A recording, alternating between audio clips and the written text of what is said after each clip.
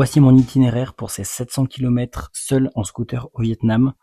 Le départ s'est fait à Da Nang où j'ai loué le scooter, où j'ai ensuite rejoint Hue puis Dong Hoi.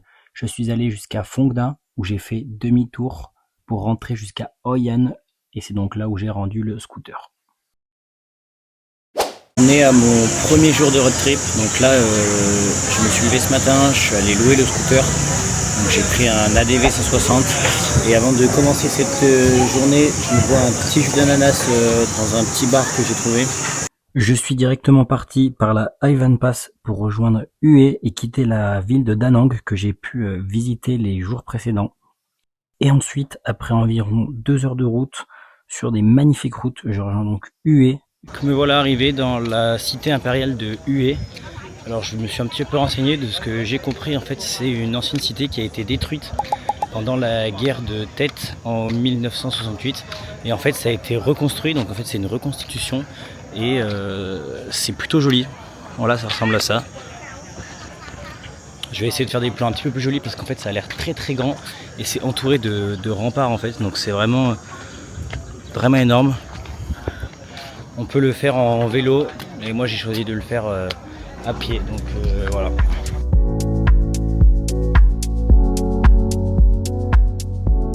C'est vraiment immense et en plus j'ai acheté du coup du manche longue pour pas cramer au soleil sur les scouts, enfin sur le scout.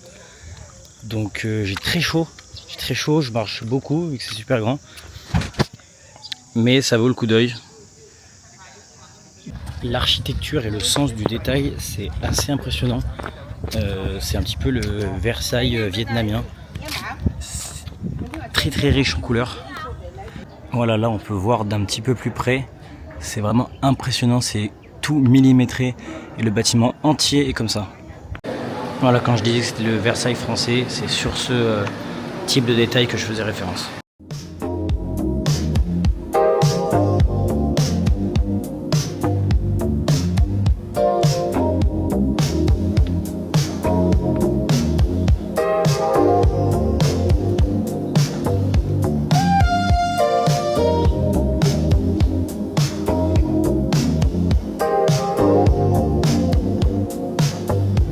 Bon, du coup j'ai fini la cité impériale, ça a été plus rapide que ce que je pensais malgré que ce soit très très grand.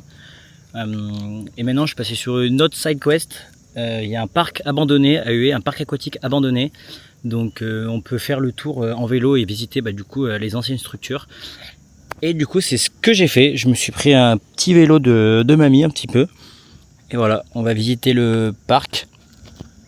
À savoir que ici tout est gratuit. Mais voilà, à l'entrée, il faut comprendre qu'il faut quand même donner un tips. Et par contre, après, vous pouvez prendre une bière, de l'eau, un vélo. Et donc, du coup, moi, j'ai donné 70 000 dong, donc ce qui fait à peu près 2 € et quelques. Et du coup, j'ai un vélo et une bouteille d'eau. Et donc là, je vais me promener dans le parc et on va voir ce que ça donne.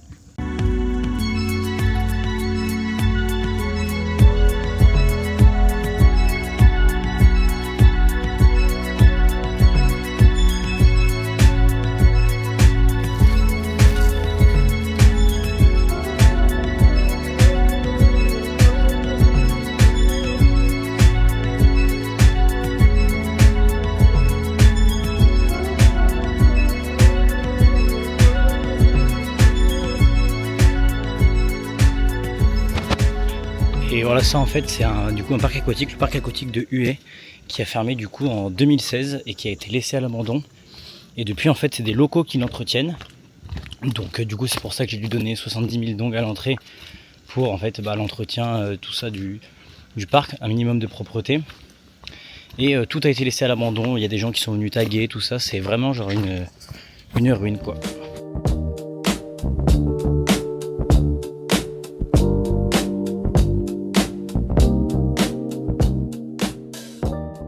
Maintenant que je suis là, je pousse l'urbex à 300%. Je suis carrément rentré à l'intérieur. C'est tout abandonné. C'est énorme. J'ai vu qu'il y avait des escaliers qui montaient en haut, donc je vais essayer d'aller voir tout en haut ce que ça donne. C'est bien sombre. Ça pue le moisi. Je pense que là je suis arrivé au premier étage. Et on va encore monter là-haut.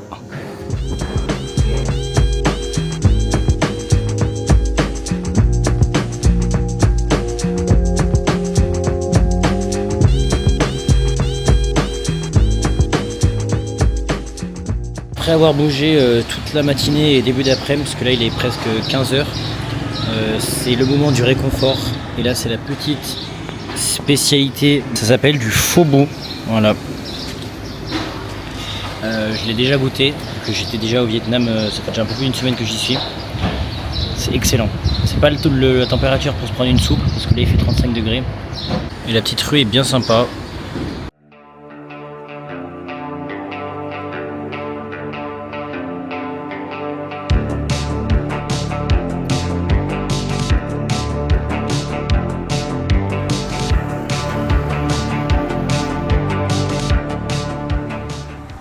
Bon, ça fait à peu près 1 heure que j'ai pris la route là du coup de Hue, direction Dong Hoi, ça s'appelle.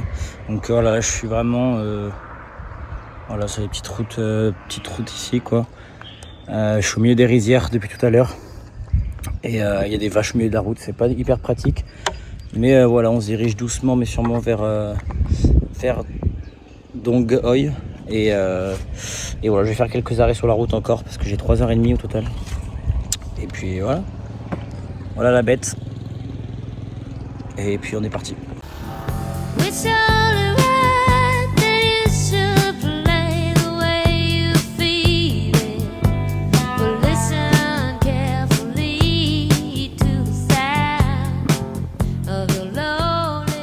Bon, j'en profite d'avoir fait un petit arrêt sur la plage pour vous montrer un petit peu comment je transporte mon sac à dos. Donc voilà, avec les moyens du bord, j'ai juste du coup ce petit sac à dos que j'ai acheté à Decathlon et je l'ai sanglé avec des sangles que le loueur m'a prêté. Et dans le coffre du scooter, j'ai un chapeau et des baskets. Donc voilà. Je voyage léger et j'ai laissé mon gros sac à dos de voyage dans une bagagerie à l'hôtel.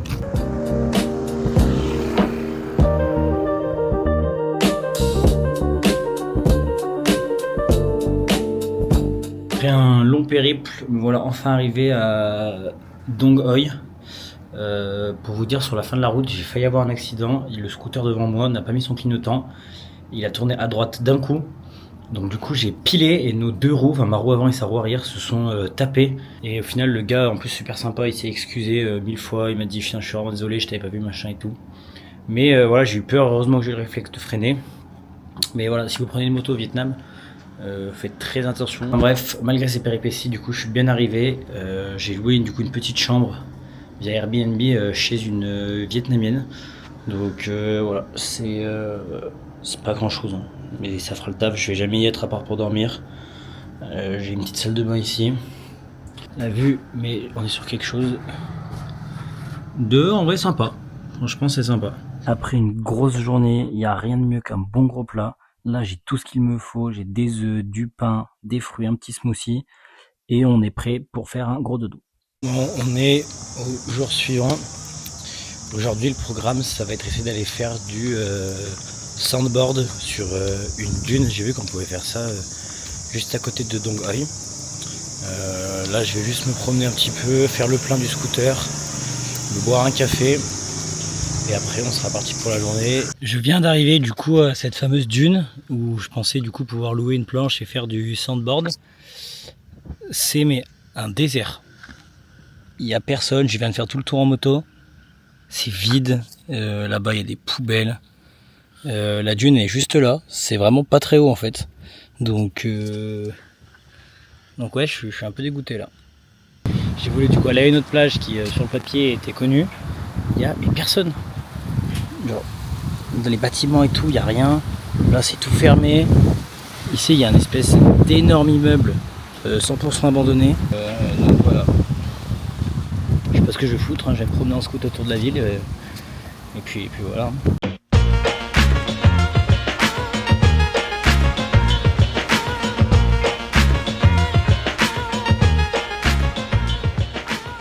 Bon du coup là on décolle de Phong Nha.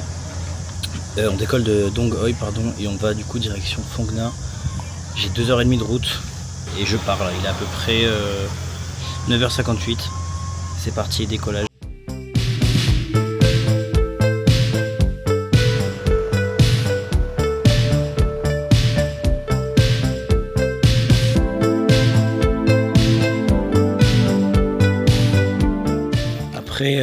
45 minutes de route, je fais ma première petite pause pour boire de l'eau. Il n'y a aucun réseau, heureusement que j'ai téléchargé la map, mais on est vraiment dans la nature, il n'y a presque personne. Franchement, je pense que en 40 minutes de route, j'ai dû croiser, je dirais, allez, maximum 10 véhicules, quoi, que ce soit scooter, camion, voiture. Il n'y a vraiment personne, c'est vraiment plaisant, quoi. Les paysages sont très beaux, les routes sont pas en très bon état, mais c'est incroyable, franchement magnifique. Et il me reste à peu près 100 km, je dirais.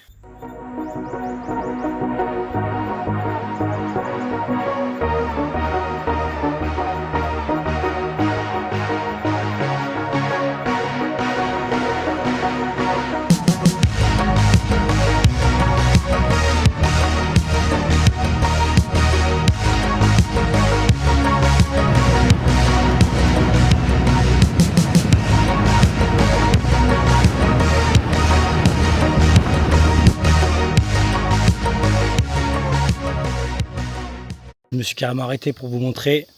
Je sais pas si ça va rendre aussi bien qu'en vrai à la caméra, mais en face de moi, ça me fait une énorme chaîne de montagnes. C'est incroyable. Voilà, et on peut voir sur le téléphone que j'ai fait des routes, c'est vraiment du virage de partout, quoi. Donc en moto, c'est que du kiff. Enfin, en moto, en scooter, c'est que du kiff.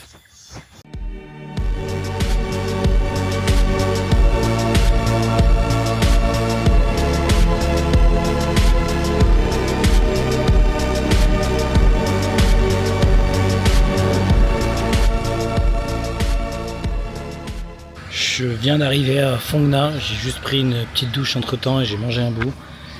Mon Airbnb est assez stylé, surtout la vue du Airbnb. C'est plutôt joli. Voilà, et après ma chambre elle est très basique, hein. J'ai juste pris un lit, quoi, c'est genre une petite cabane. J'ai un hamac en dessous pour me poser, mais je vais pas me poser parce que j'aurai pas le temps. Et voilà, là je vais reprendre la moto pour aller faire une petite balade. J'ai vu pas très loin d'ici, il paraît que c'est sympa.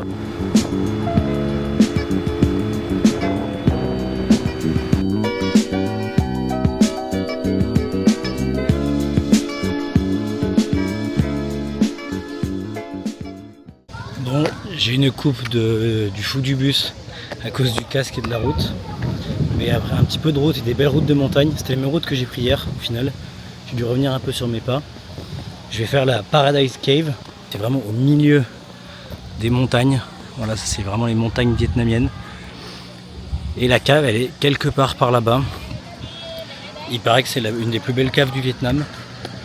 Donc on va aller voir ça de nos propres yeux. Ça grimpe pas mal. Je pense que la cave, elle doit être creusée plus haut dans la montagne. Voilà la vue des montagnes au Vietnam. C'est magnifique.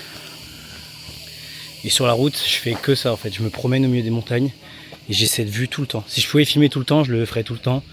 Mais c'est un petit peu galère d'avoir la caméra dans la main et de conduire avec l'autre. Mais voilà, j'essaie de m'arrêter de faire des vidéos, mais c'est comme ça tout le long. Ça fait des grosses falaises. C'est magnifique, quoi.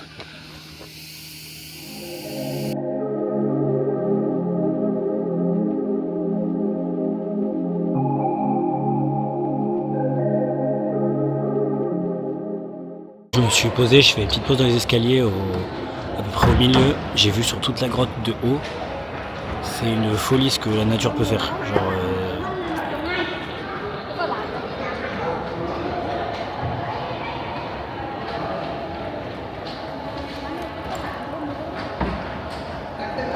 en fait, c'est encore plus immense que ce que je pensais. Ça, genre vraiment tout là-bas. Une chose très particulière que je remarque sur toutes mes visites et quand je me promène avec mon scooter, c'est que déjà ici, quand on est une personne blanche, les gens sont un petit peu impressionnés. Et les enfants sont ultra polis, beaucoup plus qu'en France. C'est-à-dire que n'importe quelle visite, dès que je croise des enfants, ils me font coucou pour me dire hello. On se rend compte que c'est pas du tout la même mentalité qu'en France. Ici, les gens sont très polis, très respectueux et c'est plutôt agréable.